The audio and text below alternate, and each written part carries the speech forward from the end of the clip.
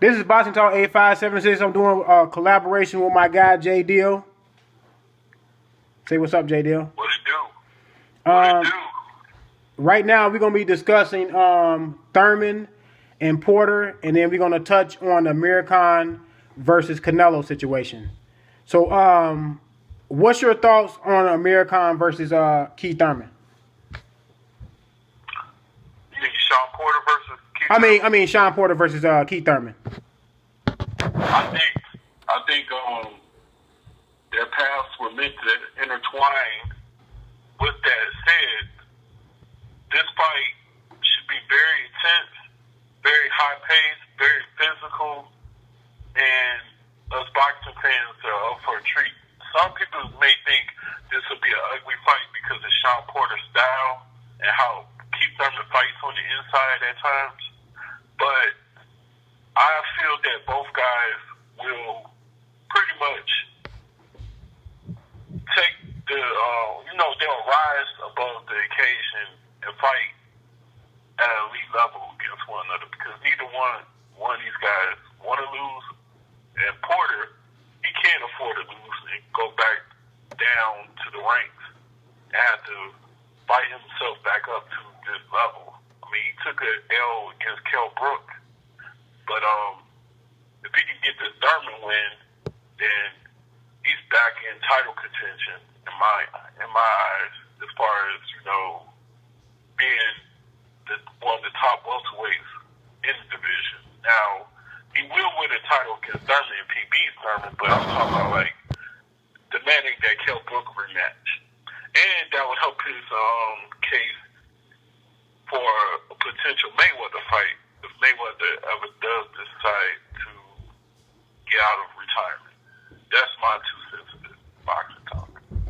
That was a good was a good little outlook on it. My outlook on this fight is these guys, like you said, they were on a collision course. These guys have came up through the amateur ranks together around about the same time. They from the same generation, and a lot of and they had a countless sparring matches. Keith Thurman and Shawn Porter and Kenny Porter touched on that they had very competitive sparring matches against one another, and they knew one day they would fight each other. I'm glad the fight happened. In the beginning, it was kind of rocky. You heard different dates being thrown around. At one point, Keith Thurman stopped speaking about the fight, and Shawn Porter and Kenny Porter was the only ones out saying that they wanted to fight. A lot of people didn't think Keith Thurman wanted to fight because he wasn't talking. I was suspect on Keith Thurman not, defending himself and saying whether he wanted to make the fight or he didn't. I was a little frustrated with that. I know a lot of people said that they thought he probably was scared of Shawn Porter, but I knew that wasn't the case. I knew he wasn't scared of Shawn Porter.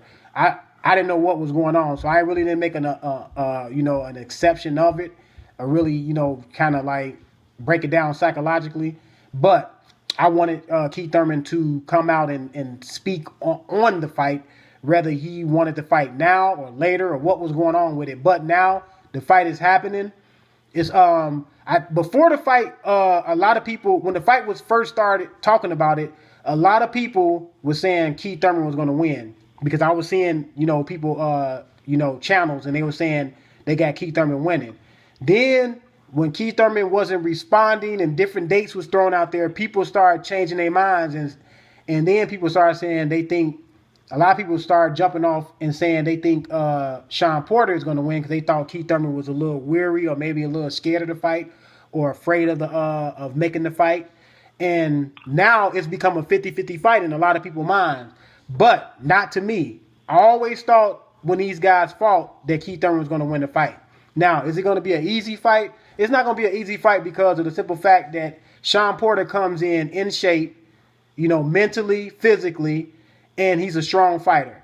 He has some skill, but I just think he's tailor-made for a guy like Keith Thurman because he does come in a little after the. I always say he's a really good fighter in the first half of the fight. Round 1 through 5, through 6, Shawn Porter is much more of a crisp, sharp fighter than he is in the latter half of the fight.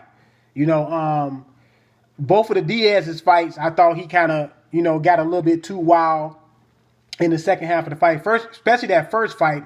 That's the reason why that first fight was a draw, is because he kind of got sloppy in the second half of the fight, and Diaz started countering him a lot more, and it was clean, and the judges seen those, so he was stealing rounds in the second half of the fight. And then when he fought Devin Alexander, to me, that was the only fight where I seen that he really didn't fight wild in the second half. He did have some rounds in there where he was fighting a little wild, but that was a fight where I thought he fought all the way through crisp. Then you go to the Kell Brook fight. I thought he was iffy in the second half of that fight. He started fighting wild, and Kell Brook was countering him more. It was kind of like the Diaz fight, but except Kell Brook was punching with more power. And I thought Kell Brook won that fight. A lot of people say that, you know, some people got Shawn Porter winning, but I thought Kell Brook won that fight. Then you go to the Adrian Broner fight. He fought really good in the Adrian Broner fight. I can't take nothing away from him. He fought good. He got sloppy in the last 2 or 3 rounds, especially the 12th round when he got caught with that hook. But I also tell people to go back and look at that fight, because in that fight, if Adrian Broner would just stand his ground more and look for the counters, because they was there all night. It's just a simple fact that Adrian Broner was retreating and trying to get out the way and not looking and committing to the counters. Because in the 12th round, he not countered him. He kind of seen when well, yeah, it was a counter, because Shawn Porter did throw the jab and dropped his hand, and he seen it, and he countered him. But see, he could have that was there all night. Even when Shawn Porter was crisp, that was there. He just was retreating and trying to get out the way. But take nothing away from Shawn Porter. To me, Shawn Porter has been outside of Mayweather, because now Mayweather retired, and Pacquiao, Shawn Porter and you got what's his name? What's dude's name? Between him, his name will come to me. But between those two guys, Tim Bradley.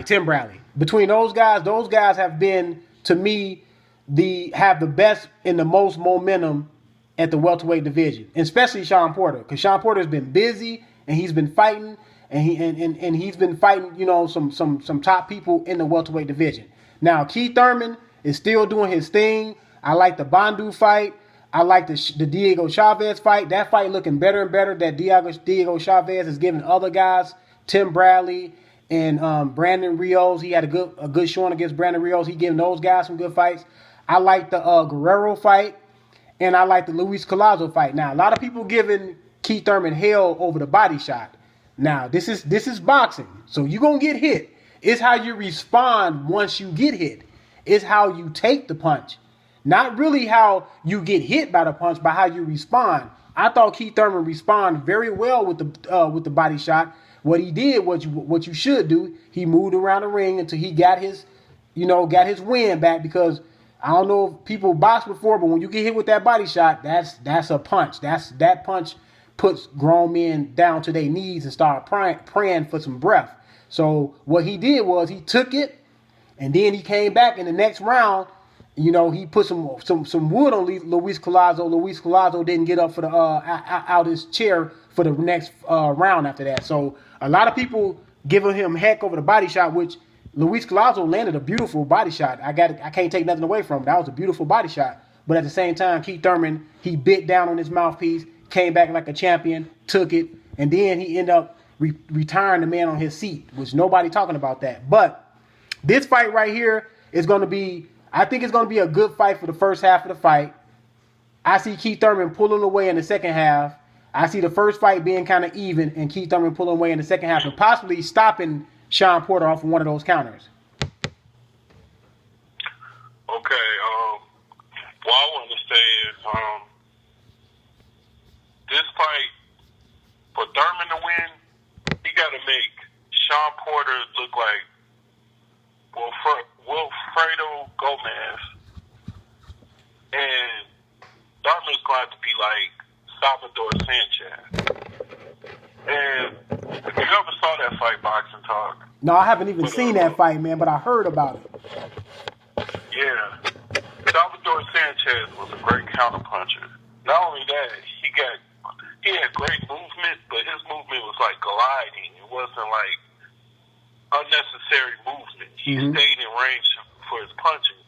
But what I'm saying is this, man. Salvador Sanchez will invite you to exchange with him so he can lure you into his deceptive power shots, like his left hook or his left hook, his triple left hook to the body liver shots and stuff. And you know, he knocked down Gomez when Gomez was trying to throw that right hand by throwing a right hand deceptively and then finish him with an uppercut left hook. That knocked down the power puncher Gomez. But Gomez is the type of guy, he likes to wildly exchange with you, and he likes to fight you coming in. He likes to force the action. Well, that's Shawn Porter. So if I'm Keith Thurman, I'm going to glide. I'm going to keep my jab busy. I'm going to welcome exchanges. I'm going to lure him in with a couple counter shots. And it's either going to buzz Shawn Porter, it's going to keep Porter honest, or Porter's going to keep pressing the action to just try to fight me because we both know he can't outbox me. And if that happens, then all of a sudden, Keith Thurman could set up some shots or set up some traps to land either the left hook or the right hand, which could knock down Shawn Porter. Now, Shawn Porter's going to show how much tremendous shape that he's in, and all of a sudden, this might go 12 rounds. I know you said it might be a stoppage or a retirement or something late, but I think Porter will be in so much good shape that I think that fight will go the distance. My problem with Porter is he don't go to the body enough. He don't have a world-class jab that could bother Thurman, and he doesn't stay committed to one particular area in the fight except trying to rough you up and just be a swarmer. But he don't really go to the body like that either. And he's more of a headhunter than anything. But his offense is so predictable to time. Problem is, he just uses brute force and physicality. But against smaller guys, that works for him. But a guy your size who's skillful, you're gonna look like you're gonna look like you're now in that level in that ring. So if I'm Keith Thurman, I'm going to use the Salvador Sanchez versus Wilfredo Gomez blueprint to land some combinations on Shawn Porter from close range.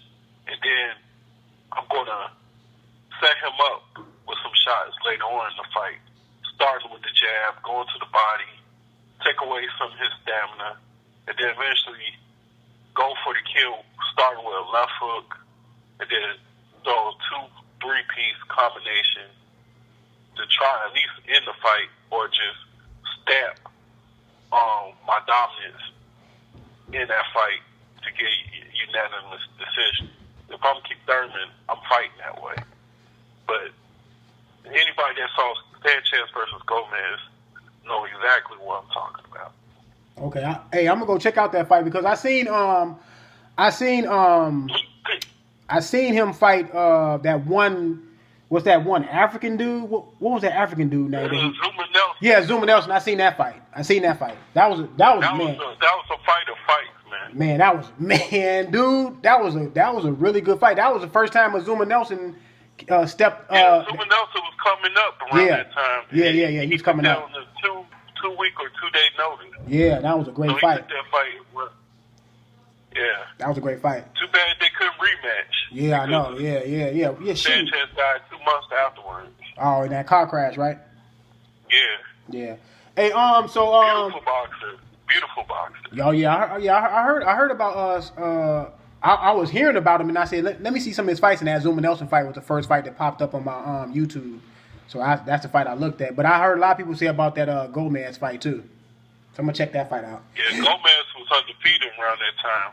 Had the same amount of fights as Shawn Porter. Mm-hmm. And man, Sanchez, it was a good ass fight, period, between the both of them. Like, I gave some rounds to Gomez, and I gave